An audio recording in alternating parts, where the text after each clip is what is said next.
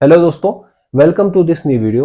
अगर आप किसी कंपनी में काम करते हैं तो ऐसे लोगों को आपने देखा होगा जो काफ़ी ज़्यादा हार्ड वर्क करते हैं, जिनकी ना तो कोई सोशल लाइफ होती है, ना ही पर्सनल लाइफ होती है, ना ही फैमिली लाइफ होती है। उनकी ज़िंदगी का बस एक ही मकसद होता है, काम, काम और काम। और इसके बावजूद भी स्ट्रगल करते हैं अपने काम को कंप्लीट करने में। दूसरी तरफ ऐसे भी लोग होते हैं जो कि रिलेटिवली बहुत कम टाइम अपने काम को देते हैं। उनकी सोशल भी लाइफ भी अच्छी होती है, पर्सनल लाइफ भी अच्छी होती है, फैमिली लाइफ भी अच्छी होती है। वो रेगुलर ब्रेक्स लेते हैं, रेगुलर वैकेशंस में जाते हैं, हॉबी भी परस्यू करते हैं और कई सारी और चीज़ें करते हैं लाइफ में काम के अलावा। और उसके बावजूद भी generally they are good at work. They generally get good recognition also and possibly they get good appraisals also. दूसरा एग्जाम्पल लेते हैं दोस्तों। तो आप ये वीडियो देख रहे हैं तो या तो आप स्टूडेंट हैं या ऑब्वियसली स्टूडेंट लाइफ पार कर चुके हैं। तो ऐसे स्टूडेंट को आपने नोटिस किया होगा जो बहुत ज्यादा मेहनत करने के बावजूद भी अच्छे मार्क्स नहीं ला पाते हैं। और इतनी ज्यादा मेहनत, इतना ज्यादा टाइम अपने पढ़ाई पे वो लगाते हैं कि एक्स्ट्रा करिकुलर एक्टिविटीज भी कोई नहीं कर पाते हैं और उनका कोई फ्रेंड सर्किल भी नहीं होता। दूसरी तरफ ऐसे स्टूडेंट को भी आपने देखा होगा जिनका बहुत बड़ा फ्रेंड सर्किल होता है। पढ़ाई में वो अच्छे होते हैं, पढ़ाई में टाइम भी लगाते हैं, लेकिन उस लेवल का टाइम नहीं लगाते हैं, उस तरीके का टाइम नहीं लगाते हैं। और कई सारी हॉबीज भी परस्यू करते हैं। और जनरली ऐसे स्टूडेंट एक्स्ट्रा करिकुलर एक्टिविटीज में भी अच्छे होते हैं। और अंत में जब मार्क्स आते हैं तो मार्क्स भी उनके अच्छे होते हैं। कई बार ऐसे स्टूडेंट से अच्छे होते हैं जो बहुत ज्यादा हार्डवर्क करते हैं। तो दोस्तों, आज हम डिस्कस करेंगे इशू रिलेटेड टू प्रोडक्टिविटी। तो दोस्तों, काम करने के दो तरीके हैं। One is lion style of working and second one is donkey style of working. Generally lion of style of working is you need to be focused, you should be effective, and you should do high impact work. And donkey style of working is you need to do continuous labor, continuous hard work. You generally don't do any strategic kind of work, means you do work without any concrete planning. Line style of working में दोस्तों आप basically very short sprints में काम करेंगे, लेकिन वो short sprint high energy और high focus से भरी हुई होगी। और डंकी स्टाइल ऑफ वर्किंग में आप दोस्तों डल, बोरिंग एंड लॉन्ग स्प्रिंट में, लॉन्ग स्पेल्स में काम करेंगे। ठीक है। और उसका इम्पैक्ट भी इतना ज्यादा नहीं होगा, मतलब उसका रिजल्ट हो सकता है आउटपुट उस लेवल का ना हो जिस लेवल का आप काम कर रहे हैं। तो किस तरह का वर्किंग स्टाइल आप अपनाना चाहेंगे, डोंकी स्टाइल ऑफ वर्किंग या लायन स्टाइल ऑफ वर्किंग? तो दोस्तों, मेरा नाम है जितेंद्र थानी and I have about 2 decades of IT industry experience and through my YouTube channel I am sharing those experience. तो शुरू करते हैं दोस्तों। तो दोस्तों, यहाँ पर डिस्कस करेंगे हम 5 ऐसे पॉइंटर्स या 5 ऐसे स्टेप्स जिसे फॉलो करके आप अपनी प्रोडक्टिविटी कई गुना बढ़ा सकते हैं। तो शुरू करते हैं पहली टिप से। तो पहली चीज है प्रायोरिटी सेट करना, प्रायोरिटाइजेशन ऑफ द टास्क। तो दोस्तों, prioritisation is most important thing, most important point in my view. Because होता क्या है, क्योंकि जनरली हम लोग गलती ये करते हैं कि प्रायोरिटी हम लोग सही सेट नहीं करते। हम क्या करते हैं कि जो कम प्रायोरिटी वाले टास्क होते हैं उन्हें पहले कर देते हैं, और जो बहुत हाईएस्ट प्रायोरिटी वाले टास्क होते हैं उन्हें बाद में करते हैं। उन्हें सोचते हैं जब हम सब कंप्लीट कर लेंगे तो इसे करेंगे, और ऐसा कभी होता ही नहीं है। टास्क, काम कभी कंप्लीट होता ही नहीं है। तो प्रायोरिटाइजेशन में जो आप पहली चीज करेंगे वो फॉलो करेंगे पेरेटो प्रिंसिपल, जिसे हम करते हैं 80-20 rule. To bring 80% effect you need to change 20% of the thing. मतलब आपको सारी की सारी चीजें चेंज नहीं करनी। आप अगर 20% चीजें भी चेंज कर देते हैं तो भी आपका 80% इम्पैक्ट आ जाएगा। तो हमें वही 20% चीजें आइडेंटिफाई करनी है कि हम किन चीजों को प्रायोरिटी पे रखें, हाईएस्ट प्रायोरिटी पे रखें, ताकि हम 80% एटलीस्ट अपना रिजल्ट प्राप्त कर सकें। फॉर एग्जाम्पल, आपकी प्रायोरिटी इस समय, आपका फोकस इस समय जॉब चेंज पर है, तो उसकी जॉब की प्रिपरेशन करना आपकी पहली प्रायोरिटी होनी चाहिए। और जनरली ये प्रायोरिटी आपके करंट प्रोजेक्ट वर्क से भी ज्यादा हो सकती है, और आपके कई डे टू डे एक्टिविटीज से भी ज्यादा प्रायोरिटी इसकी हो सकती है। एक और चीज मैं इसमें ऐड करूंगा, आप अपनी अगर टू डू लिस्ट अभी मेंटेन नहीं करते तो इसे मेंटेन करना शुरू कीजिए। ये बहुत ही इंपॉर्टेंट चीज है, क्योंकि टू डू लिस्ट से 2-3 चीजें होती हैं। एक तो आपका फोकस बना रहता है, आपको पता रहता है कि हाँ भाई ये चीज मुझे दिन में पूरी करनी है। दूसरा, एक मोटिवेटिंग फैक्टर भी होता है। जब आप देखते हैं कि मेरे टास्क धीरे धीरे कंप्लीट हो रहे हैं तो आपको एक मोटिवेशन मिलता है उसे देखकर। अपनी टू डू लिस्ट को 3 पार्ट में डिवाइड कीजिए, extremely important, important and good to have. Extremely important आप करेंगे ही करेंगे, चाहे कुछ भी हो जाए, आपको उसे प्रोटेक्ट करना ही करना है। और गुड टू हैव, जब आपको टाइम मिलेगा तो आप उस पर ध्यान देंगे। दूसरी चीज दोस्तों, हम एक बहुत बड़ी गलती करते हैं, हम अर्जेंसी को एक्सट्रीमली इंपॉर्टेंट चीजों से मिसअंडरस्टूड कर लेते हैं। तो ऐसा नहीं करना है। देखिए, एक्सट्रीमली इंपॉर्टेंट चीज वो है जो आपकी जिंदगी में काफी सारा इंपैक्ट पैदा कर सकती है, मतलब जो आपके लिए बहुत ज्यादा इंपॉर्टेंट है। अर्जेंट चीजें वो हैं जो हो सकता है इतनी इंपॉर्टेंट ना हो, लेकिन वो इस समय अर्जेंट है आपके लिए। तो एग्जाम्पल लेते हैं। फॉर एग्जाम्पल आपने सोचा मैं आज जाऊंगा और सबसे पहले ऑफिस जाते ही मुझे अपनी जॉब प्रिपरेशन के लिए, अपने स्किल्स को अपग्रेड करने के लिए आधा घंटा देना है। लेकिन आपके बॉस आते हैं, आपके बॉस कहते हैं कि मुझे पीपीटी है अर्जेंटली। ठीक है, तो आप सारा काम धाम छोड़कर उस पीपीटी बनाने में लग जाते हैं और फिर दिन भर काम आपके पास आते जाते हैं। और जो आधा घंटा आपने सोचा था कि मैं अपनी जॉब प्रिपरेशन के लिए दूंगा, ऐसा कभी हो ही नहीं पाता, क्योंकि दिन में आप बिजी हो जाते हैं तो दोबारा टाइम मिलता ही नहीं है। तो दोस्तों इसी के साथ एक चीज और आपको करनी है, आपके लिए पहचानना बहुत जरूरी है कि फेक अर्जेंसीज क्या है। कई बार कई लोगों के लिए कोई चीज अर्जेंट नहीं होती है, लेकिन हमसे वो बात ऐसे बोलते हैं कि बहुत अर्जेंट चीज है। फॉर एग्जाम्पल, अगर आपके बॉस की मीटिंग 2 दिन बाद है और आपसे वो पीपीटी अर्जेंट प्रिपेयर करने के लिए बोल रहा है, तो पॉसिबली वो एक फेक अर्जेंसी है। मतलब कि उसे आप 1 घंटे बाद भी देंगे तो कोई फर्क नहीं पड़ेगा, या 2 घंटे बाद भी देंगे तो कोई फर्क नहीं पड़ेगा। मतलब आप उसमें टाइम बाय कर सकते हैं। ऐसी स्थिति में आप क्या करेंगे, आपकी जो लिस्ट बनी है उसके हिसाब से ही चलेंगे। आपने जो आधा घंटा अपने जॉब प्रिपरेशन के लिए रखा है उसी के हिसाब से काम करेंगे। दूसरा एग्जांपल लेते हैं। आप एक मॉड्यूल पर काम कर रहे हैं, आपको लगता है कि वीक में आप उसे उसमें 25 घंटे देंगे। आपने 5-5 घंटे करके हर दिन डिवाइड कर लिया कि हर दिन मैं इसमें 5-5 घंटे दूंगा इस काम को कंप्लीट करने के लिए।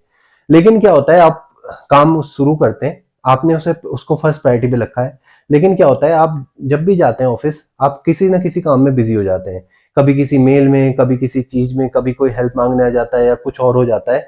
और जनरली क्या होता है, वो काम आपका डिले होते जाता है। एट द एंड आपको क्या करना पड़ता है, या तो उसमें वीकेंड लगाना पड़ता है या उसकी क्वालिटी से कॉम्प्रोमाइज करना पड़ता है।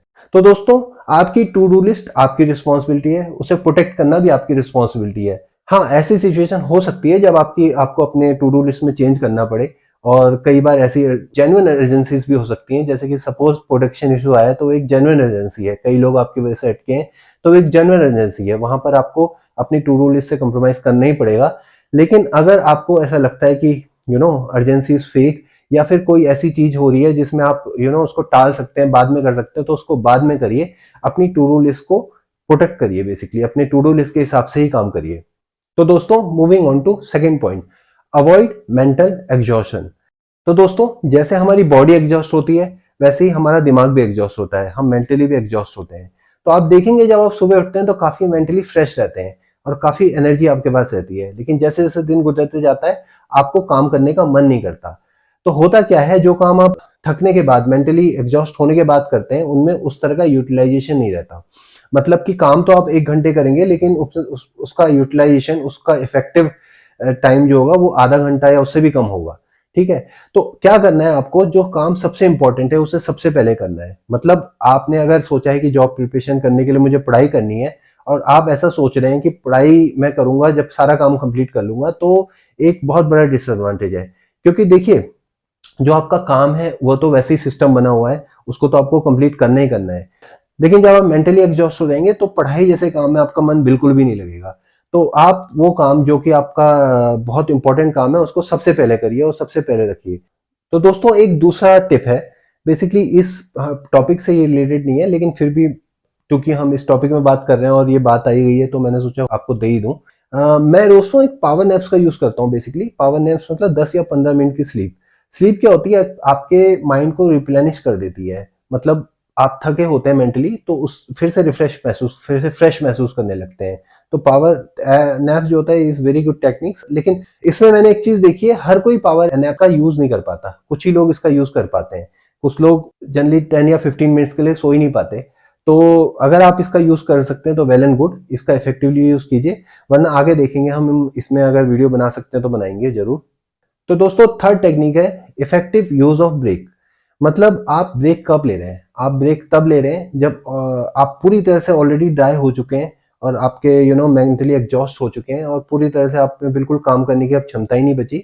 या फिर आप ब्रेक तब ले रहे हैं जब आप थोड़े से थके हैं और आप दोबारा रिकवर कर सकते हैं। तो ब्रेक लेना एक बहुत इंपॉर्टेंट चीज है। एक ऐप आते हैं, प्रोमोडोरो ऐप, ठीक है, उसमें ये बताया जाता है, उसमें उसके हिसाब से प्रीफर किया जाता है, और कई सारी स्टडीज भी हैं कि आप 25 या 30 मिनट का एक सेशन करिए और 5 मिनट का ब्रेक लीजिए, फिर 25-30 मिनट का सेशन करिए, 5 मिनट का ब्रेक लीजिए, ऐसे 4 सेशन करिए और इसके बाद एक लंबा ब्रेक लीजिए, 10 या 15 मिनट का ब्रेक लीजिए। तो ब्रेक आपको तब लेना है जब आप इतने ज्यादा थके नहीं है, हल्के से थके हैं। दूसरी चीज ये है दोस्तों कि ब्रेक लेना कैसे है। ब्रेक लेते वक्त आप अगर अपने दोस्तों के साथ बात करने चले गए और उसी बात में लग गए, या फिर आप सोशल मीडिया आपने खोल लिया, यूट्यूब खोल लिया, उसी वीडियो को देखने लग गए, या फिर इस तरह की कोई भी एक्टिविटी करने लग गए जो बहुत एंगेजिंग है, तो मैं ये कहूंगा इस ब्रेक की क्वालिटी उतनी अच्छी नहीं है। क्यों? क्योंकि आपका माइंड बेसिकली वहीं एंगेज हो जाता है और फिर आपका काम में हो सकता है मन ना लगे, राइट? आपको ऐसे ब्रेक लेने हैं जो कि आपके बॉडी में डोपामाइन स्पाइक ना करे, राइट? तो कैसे क्या हो सकते हैं ब्रेक? प्रेफरेबली एक आप कप ऑफ कॉफी पी सकते हैं, या फिर आप एक स्टॉल के लिए जा सकते हैं, घूमने के लिए जा सकते हैं, ऐसे टहल के वापस आ जाइए। मतलब बहुत ज्यादा एंगेजिंग ब्रेक नहीं होना चाहिए। ऑन द अदर हैंड ऐसा भी ब्रेक होना चाहिए कि काम के बारे में आप उसमें ना सोचें। मतलब ऐसा नहीं है कि आप ब्रेक लेकर दूसरे बंदे से या फ्रेंड से काम ही के बारे में डिस्कस करने लग गए। तो इस तरह का ब्रेक लेना है, स्ट्रेटजिक ब्रेक लेना है, राइट? ताकि आपका माइंड दोबारा से रिप्लेनिश हो सके और दोबारा आप काम में उसी लेवल का फोकस प्राप्त कर सकें, उसी लेवल का फोकस से आप काम कर सकें जिस लेवल के फोकस से आपने शुरू किया था। तो दोस्तों चौथी टिप है break your task into smaller units. इससे होता क्या है, एक तो क्या होता है, बड़ा टास्क एक एब्स्ट्रैक्ट व्यू हमें देता है। मतलब बहुत बड़ा टास्क है, हमें पता ही नहीं है कि हम कहां पर हैं, किसी और को भी हम स्टेटस नहीं दे सकते हम कहां पर हैं। दूसरी चीज, छोटे टास्क मोटिवेटिंग होते हैं। मतलब आपने एक चीज कंप्लीट करी तो उससे एक मोटिवेशन मिलता है, हैबिट ऑफ विनिंग आती है, राइट? तो छोटे छोटे टास्क में अपने टास्क को डिवाइड करें और उसे टू डू लिस्ट में वैसे ही लिखें, छोटे टास्क के रूप में। फॉर एग्जाम्पल, एक आपके पास एक बड़ा सा मॉड्यूल है। बड़ा सा मॉड्यूल मतलब आपको स्क्रीन बनानी है, लेट्स से कस्टमर का डेटा एंटर करने के लिए। तो उसमें आपको एक तो स्क्रीन बनानी है, एपीआईज लिखनी है, डेटाबेस में कुछ कुछ चेंजेस करने हैं, टेस्टिंग करनी है। तो आप इसको इतने छोटे छोटे टास्क में डिवाइड कर लीजिए कि टास्क 2-2 घंटे का बन जाए। मतलब जैसे आपका स्क्रीन बनानी है, स्क्रीन में कुछ फील्ड ऐड करने, वो 2 घंटे का टास्क है, ठीक है? अगर सपोज स्क्रीन बनाने या आपके फील्ड बहुत ज्यादा है, सपोज 6 घंटे में, तो उसे पार्ट 1, पार्ट 2, पार्ट 3 में डिवाइड कर लीजिए। फिर आपको डेटाबेस से रिलेटेड काम करना है, उसको आप डिफरेंट चीज में डिवाइड कर सकते हैं। ऐसे छोटे छोटे टास्क बनाइए। तो बेसिकली छोटे छोटे टास्क बनाने से क्या होता है, आपको एक तो मोटिवेशन मिलता है कि मैंने टास्क कंप्लीट कर लिए, आपको एक प्रैक्टिकल व्यू मिलता है कि मेरा कितना परसेंट टास्क कंप्लीट हो गया, राइट? मतलब कि rather than providing someone status like कि मैंने भाई इसका इतना कर लिया, आप ये कहेंगे भाई इसका 50% कंप्लीट हो गया, 60% हो गया। उस केस में आप कहेंगे, लेकिन वो एक एब्स्ट्रैक्ट व्यू होगा। मतलब आपको लगता है, ऐसा एक गट्स फीलिंग होगी। इस केस में ये कंक्रीट है। मतलब आपको पता है कि मेरा टास्क भाई 14 सब पार्ट्स में डिवाइडेड है और 14 में से मैंने 7 कंप्लीट कर लिए, तो मेरा 50% ऑलमोस्ट खत्म हो गया। तो दोस्तों ये था fourth point, dividing your task into smaller unit. Now coming on to fifth point. Fifth point है बेसिकली आपकी लाइफ में एक बैलेंस होना चाहिए। क्योंकि आपकी बेसिकली बहुत डल लाइफ होगी, आप काम ही काम कर रहे हैं, तो आप कुछ भी कर लें, मतलब कुछ समय तक आप प्रोडक्टिव रह सकते हैं, उसके बाद आप प्रोडक्टिव नहीं रह पाएंगे। एक कहावत है अंग्रेजी में दोस्तों, इंग्लिश में एक कहावत है, all work and no play makes Jack's a dull boy. ठीक है? तो ये कहावत बिल्कुल ठीक है। आप अपने आसपास काम करने वाले 10 लोगों को या 20 लोगों को देखिए और देखिए कि उनमें से मोस्ट सक्सेसफुल लोग की लाइफ है कैसी। आप ये पाएंगे कि अधिकतर लोग सिर्फ काम नहीं कर रहे हैं, काम के अलावा भी उनकी जिंदगी में बहुत कुछ है। जैसे हमने स्टार्टिंग करी थी इस स्टोरी की, आप अपनी लाइफ से ओवरऑल खुश हैं तो आप प्रोडक्टिव भी उतने ही ज्यादा रहेंगे। लेकिन आप अपनी लाइफ से ओवरऑल खुश नहीं है, मतलब आप सिर्फ काम और काम और काम ही कर रहे हैं, तो कुछ समय के लिए आप प्रोडक्टिव रह सकते हैं, लेकिन ये हमेशा के लिए नहीं हो सकता। और बेसिकली आप काम से चिढ़ने लगेंगे, उसे आप इंजॉय करना भूल जाएंगे। और आप इंजॉय करना भूल जाएंगे तो आप कुछ भी कर लें, आपकी वो इफेक्टिव यूटिलाइजेशन आएगी ही नहीं। मतलब आप उतने ज्यादा प्रोडक्टिव रहेंगे ही नहीं। मतलब आप दिन भर बैठेंगे तो सही, लेकिन काम में उस तरह का आउटपुट निकलेगा ही नहीं।